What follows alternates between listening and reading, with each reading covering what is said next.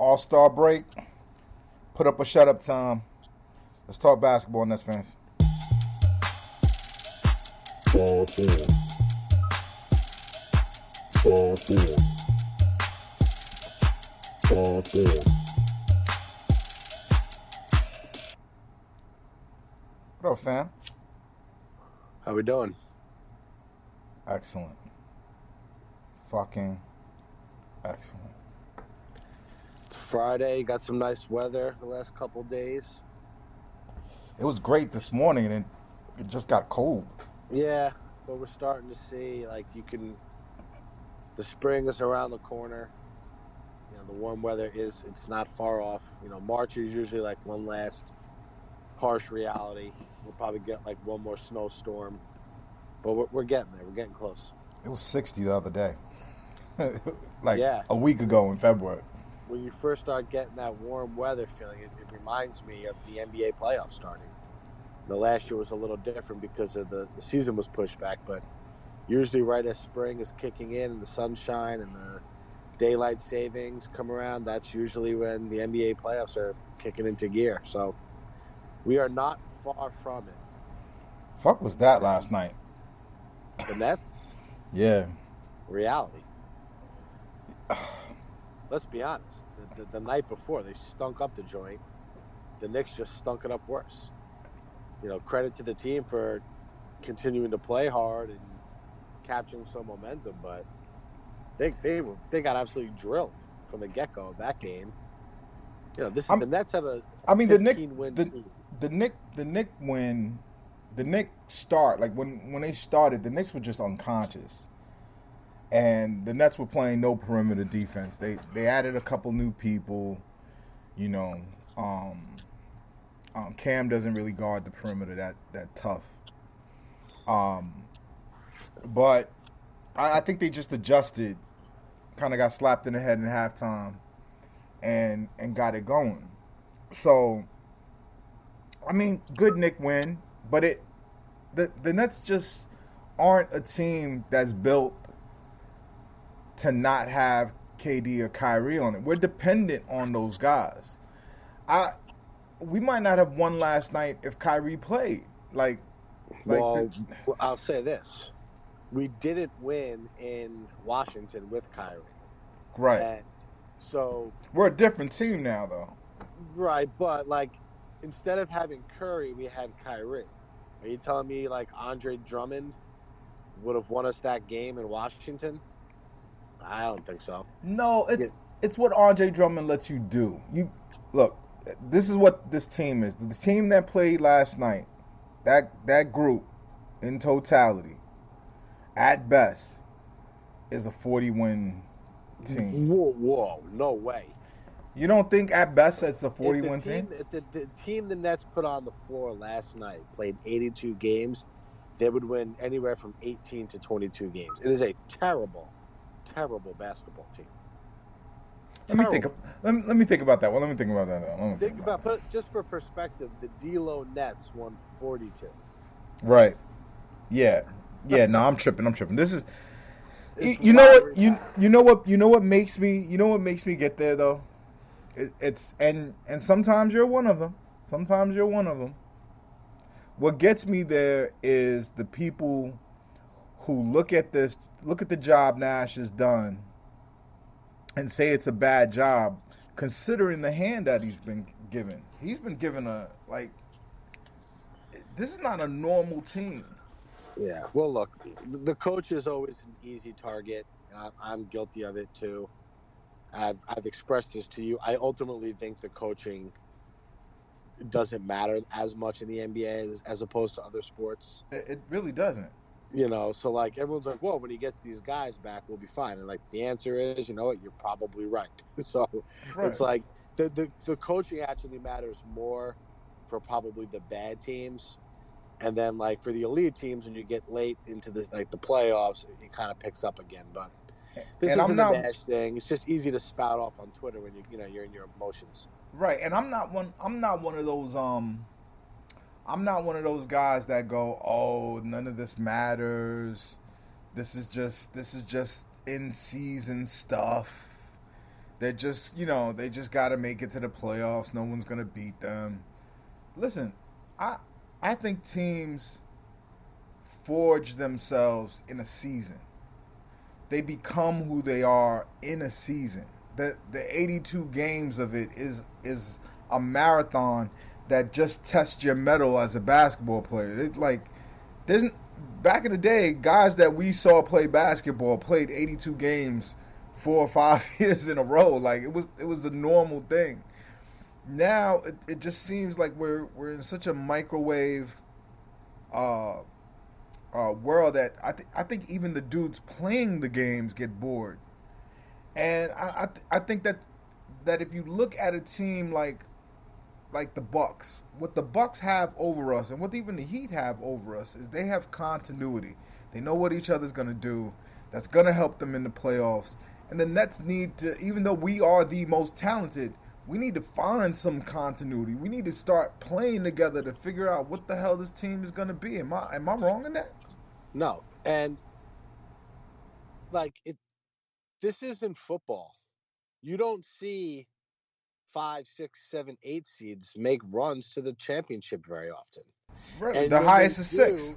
When they do, it's usually like the Heat in the bubble, or the Knicks in that lockout shortened season made it as an 8 seed.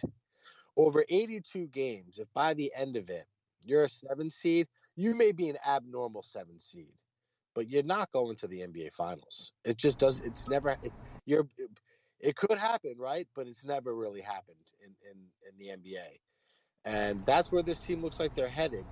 I don't buy for 1 second, and Nash told us this, that there was a small chance Kevin would be ready for that Celtics game. So Right. If there's a small chance he'll be ready for the Celtics game, what are the chances he's ready for the Bucks game or the Raptors games after? If he's, let's say he misses the first 5 games after the All-Star break, on paper the Nets will be significant underdogs in all 5 of those games. Maybe, and I don't see Ben playing without him. I don't think we're going to see Ben Simmons until after that March 10th game in Philly. I think they're going to hide him out. If they do that, then they're hurting him. If they hide him, the best therapy for Ben right now is to show Ben that he can still play basketball, or to make sure that he's confident that he can still play basketball. Like, I understand taking your time with him, but if he's not injured and he's got to play, right? Like, Ben Simmons quit on the Philadelphia 76ers because he had a shit playoff series and he caught heat for it. I think it's more complicated than that. On the surface, that's what happened. Now he's saying he has, mental health issues. Maybe he does, and I'm not knocking mental health issues. But no, I don't think it's mental health issues. Like, I think that's he's just trying to get paid.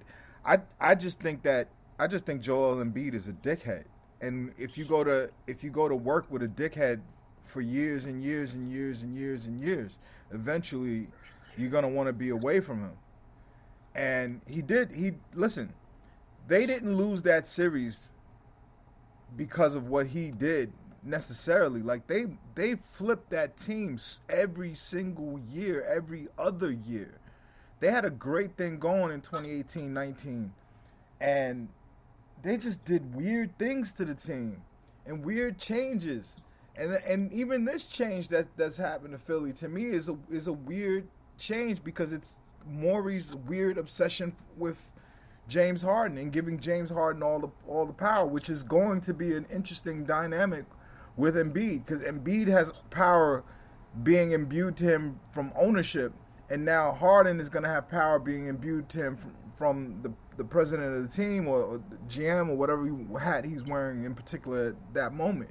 So this Philly thing, if it faces any adversity, is going to implode. But back to us, right. And that's already happened to us. We faced adversity and we imploded. Yeah. And there's no signs yet that we've come out of that implosion. Now, I think you've seen. I don't like. Somebody put this on Twitter. But we didn't implode at first, though. Like, at first we were in first place. And a lot of that was balancing on the strong shoulders of Kevin Durant. Pause. Like he just put us on his back, and all that shit sounds bad. He just carried us all the way up until the point where we made the announcement. Right, we bring Kyrie back. We all celebrate. Right, and I think Kyrie's underwhelmed. Like he's done Kyrie things. You're looking at that's Kyrie. He has not played well. I just feel like I'm really seeing for the first time that Kyrie may not give a fuck no more. Kyrie can't play effectively when he's the top dog. He's too small. He's not a great passer. Right. And he's oddly, as great of a ball handler as he is, he's not strong when like they send like a high double at him because he can't pass over the top of the defense. So and true. he's not enjoying himself out there. He honestly, I don't think he's really into it. He doesn't like to play when KD's out there. Right. Something that Nash, I thought it was, I noticed that Nash did that, and I felt like it was babying Kyrie. Remember last year when they were healthy? The organization babies Kyrie. The organization did right. They baby Kyrie through KD. Like keeping KD happy is how Kyrie wields his power. Am I wrong on that? I don't want to make that a topic, but yes and no. Yeah, I would agree. I mean, it's ultimately the organization's decision Overall, to do whatever they're gonna do, but I think that's the whole formula. But nonetheless, what we've learned about Kyrie is what we didn't know when he was in Boston. When he was in Boston, they wanted him to be the Dame Lillard, the top dog. They wanted him to just take over games and be their go-to guy. That's not really what Kyrie does. I think we found out that he's just a super sidekick. Yes. Like when what Nash did last year. He's a side chick. Nah, that's very different. You don't introduce him to your mama. No, everyone sees him. He's in the starting five. You know what I mean, though? Like he's not the one. He's not the one. There you go. He's just not the one. He's not gonna have your last name. Like, how did we get here? All right, rewind. Kyrie has exposed to us, right, good or bad, and this doesn't take any of the things that we know about Kyrie. Kyrie's elite. Kyrie is great, but when he was in Boston, they learned, but they still wanted him because he still looks like this. His game plays like this. If you could ever get anybody good, who's a lead dog, and you have Kyrie, you could be unstoppable. You get Kyrie in the hopes that he gets the alpha next to him. Correct. So that brings us back to Kevin Durant. And if he's not there for the first 5 games, I can't even see. Can Ben Kyrie can be play that one alpha? Of those games. Kyrie can play in one of those games, which would be at Milwaukee. Which, regardless of, would that look like? Simmons, would that be Milwaukee? If that Kyrie game, right? Would that be Kyrie, Ben versus Milwaukee versus Giannis and the Bucks? I don't believe we see Ben Simmons until we see. I believe we see Kevin Durant before we see Simmons. They can't do that. I think that's where we're going. I think they'll say. If they do that, the season's want to make it look failed. obvious, so he'll play a game or two, and then they'll bring Ben along. Dude, there's 23 games left. The Nets don't seem to have a sense of urgency here. You know, it just looks to me like I can't agree with that. They have to. So we don't know if they're gonna play, right? Steve Nash lies. We can't go by Steve Nash. Steve Nash, he is like every Fortune 500 CEO. Ben, right? I thought they should, but here's the problem. Here's why they couldn't play Ben. And I didn't think about this at first. They're in arbitration over his money. So they got to keep this mental health. I'm not all the way right. Fuck type that. That's type 10